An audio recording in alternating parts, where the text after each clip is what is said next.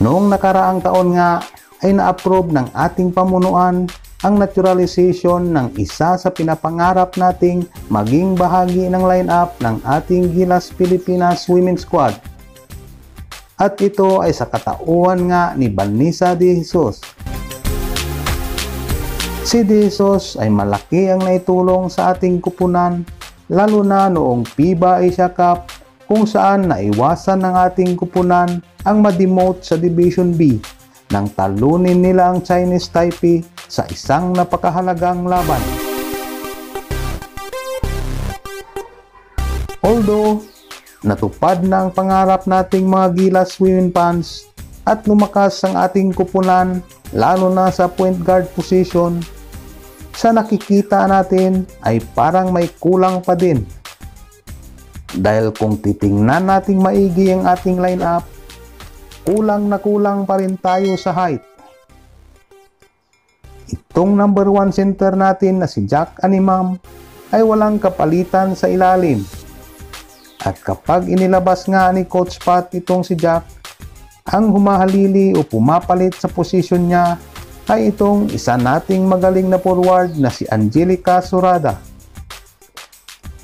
Nakakaya naman ni Surada ang number 5 position. Kaso, hindi lang niya masustain dahil kinakain lang siya ng sentro ng ibang team. Ngunit kailangan niyang magsakripisyo dahil yon ang papel na binigay sa kanya ni Coach.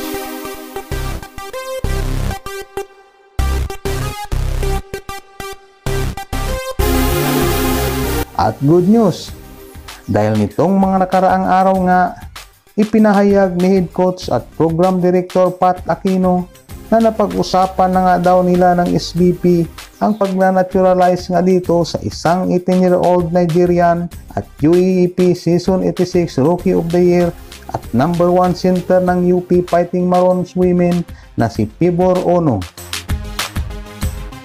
Si Ono na naging Rookie of the Year nakaraang taon ay nag-average lang naman ng 10.7 points per game, 13.93 rebounds, 3.21 blocks, at 1.29 steals at pinangunahan ang UP sa UEEP para maiangat at madala sa Final Four ang Fighting Maroons pagkalipas ng 15 taon ay malaking tulong lalo na ngayong papalapit na ang FIBA Asia Cup qualifiers.